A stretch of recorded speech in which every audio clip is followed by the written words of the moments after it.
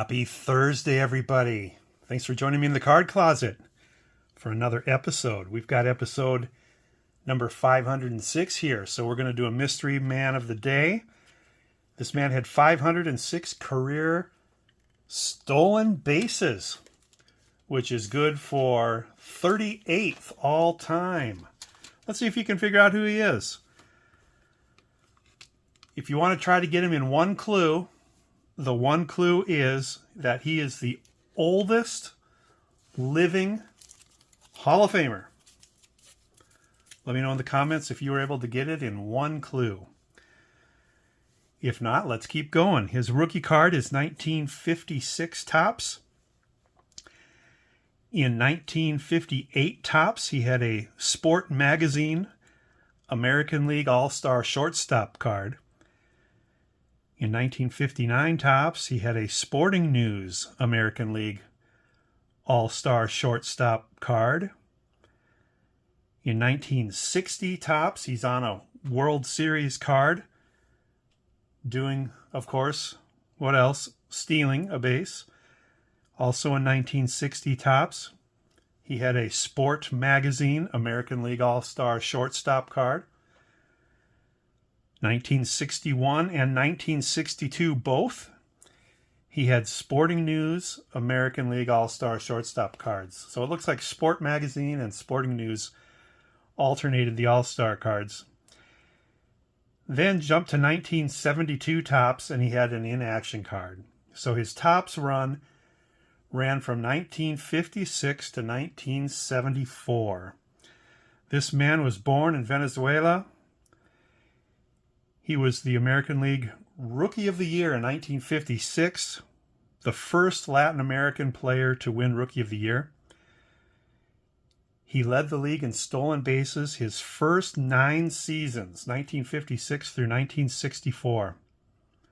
He was a 13-time All-Star at shortstop, winning 9 Gold Gloves. Played 18 years. Not much for power, not much for hitting, though. In those 18 years, he had 2,600 hits, only 83 home runs, only 700 RBIs, and a 262 batting average. However, his defense and his base stealing got him into the Hall of Fame in 1984 on his 6th try. He played in 2 World Series, 1959 with the White Sox, losing effort to the Dodgers, and then in 1966 with the Baltimore Orioles, a winning effort against the Dodgers. All in all, he played 2 stints with the Chicago White Sox, 1956 to 1962 and 1968 to 1970. Played for the Baltimore Orioles from 1963 to 1967. And he played for the Boston Red Sox from 1971 to 1973. Were you able to get our mystery man? He is Luis Aparicio. Quite a guy. This is his 1961 Topps card. So let me know in the comments. I'd really like to know if you were able to get this guy, number 506, 506 steals in his career. So Luis is going to look in on the festivities here.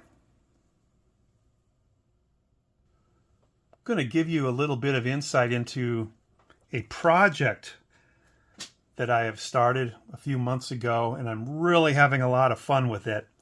Reminds me of something John Mangini asked in one of his last videos about why do we collect what we do. I just collect because it's fun. You know, it's collecting is fun. It's something to do, get my mind off of work and life in general. And I do projects that are fun. If I start a project and I'm not having fun with it, I'll stop. That's all there is to it. So this project is Topps Gold.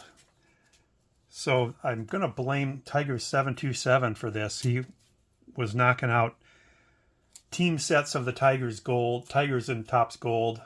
And I caught wind of that, and I'll admit it, for a couple years I've been thinking about diving into this, but I was pretty heavy into the Refractor project, and then I got into that Platinum Anniversary project with the Hall of Famers.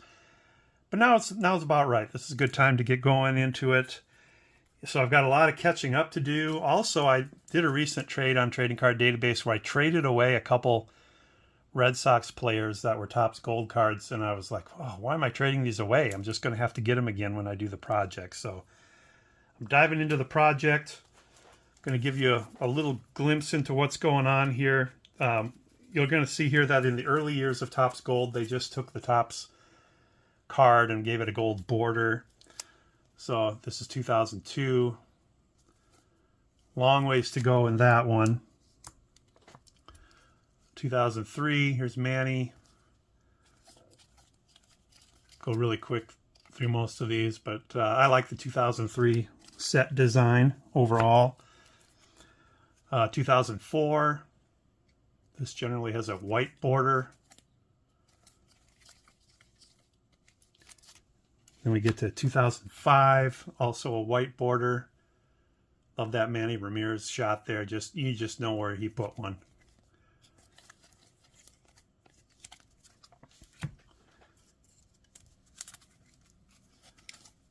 Was able to get a few more of some of these years. 2006, Josh Beckett. Again, just putting a gold border onto their regular issued card. Most of these cards I got on the COMC. In fact, I think I purchased over 300 overall. Here's Curt Schilling. This one I got on eBay. That's from 2007. It's the only one I have so far for 2007. 2008, Big Papi. I like the look of these cards too. Again, it's a white card that they just put gold border around. Here's 2009. Another Big Papi. John Smoltz. Yeah, one day I was on COMC and I just pulled up Topps Gold and filtered out the Red Sox, and anything that was $1 or less, I bought it, which is pretty much all of these. Not an expensive project at all. But there are some players that are going to be difficult to get. Rookie cards in the gold carry a premium, obviously, over the regular cards of them. Adrian Beltre, like that. Not sure if he just hit the ball there or if he's about to miss the ball. But this is 2010. Another nice design. I like that font that the Red Sox is in, with the little thorns coming out of the side of the letters. I like that look for Red Sox logos. Here's 2011. Another Adrian Beltre.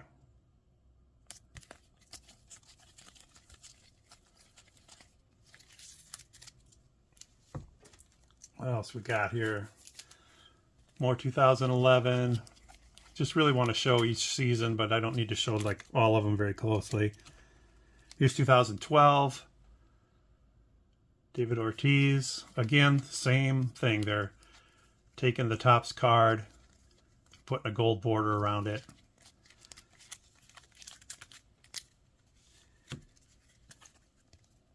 (2013), which to me looks like 2014. It's hard to tell the difference between those for me. 13. Those are all 13. Gets to be a lot of cards when you start from zero, pretty much. Here's 14. See what I mean about the two looking very similar, 13 and 14? Red Sox logo is above in the picture on 14. It's below the picture frame on 13. That's how I can tell. I was able to get quite a few of the 14s as well. Then finally they got a little creative with 15. They kind of gave it kind of a dotted pattern on the bottom. They didn't just make it a solid gold border like everything you see back here. So 15 has a little bit of a different look to it. Kind of fits the the 15 cards as a whole that have that look to them at the bottom. David Ortiz. So that's 15.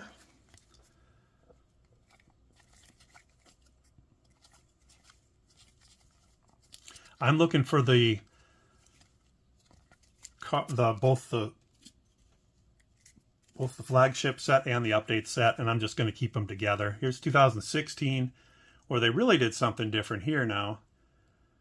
They kind of gave it a lattice texture in the upper right and upper left corners, or lower right, I guess I should say, in some cases. See that? So it's not, these cards didn't have borders to them, so they had to get creative on how do we make a borderless card look gold. So they did it by putting a little into the corners. Then they had to do the same thing in 17. Borderless card. They just made the bottom underneath the name gold. Got a few of the 17s. 18, again, these are those years where they weren't doing borders, and some people loved it, some people didn't. But in 18, to make it gold, they just gave it kind of a goldish hue to the background. So if you look at this compared to all the other golds in the background, it's on the table here, it's just different, which is all right. JD Martinez, 18. Then we go to 19, where they kind of got a half border, and they put the gold with the speckled design on the lower right and left, and that's how they made the gold there. Really a fun project, though. These cards really look sharp. I have to admit, the gold and the red, because of the Red Sox colors, that's really what makes this project pop for me. If it was gold and blue or gold and green, gold and purple, probably not. But the gold and the red. There's some college team, like I can't think of who it is, that I saw play football on TV, and they had a gold and red helmet / jersey, and I really liked it. This reminds me of that. Maybe it was Rutgers. But here it's more 2019. There's Chris Sale. Put a little gold into the background on this one as well. And we get it more into the modern years. Here's 2020, where they just made that left-hand border gold. But you can see it's a different shade of gold. It's kind of a darker, almost more of a bronze for 2020.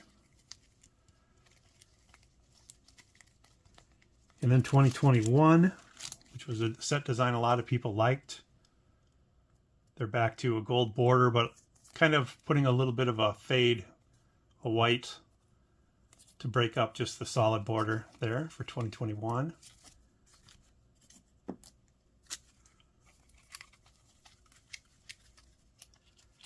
(2022) back to just a solid gold border. I really like it. Like I said, I like it when the jersey is red with that gold. The red B down in the corner there. Really sharp looking cards.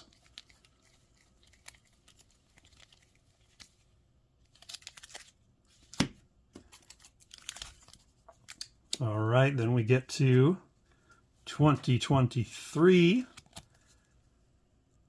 See, they don't do anything different on the backs. But again here, they took the top, left, and right borders and just made them gold. This shade of gold matches more the prior years again. This guy right here has got a good YouTube channel, Matt Strom. He's not on the Red Sox anymore. And then 2024 went with the gold, solid gold border again. Again, good looking cards. Love that gold and red. Can't say that enough. Just so sweet. And I haven't seen the 2025s that they're out yet. So yeah, see, the gold and the yellow doesn't work. So glad they didn't do that long. But yeah, that's the that's the deal. There are gold team sets from the 90s, one from 2001. The 90s ones I'm done with. Since they were junk wax era, like for $6, $7, I got the whole team set. 2001, I have a few, but not enough to show. But anyway, yeah, that's the Gold Project. Lots of fun. Let me know in the comments, why do you collect what you collect? Talk to you again soon. Bye.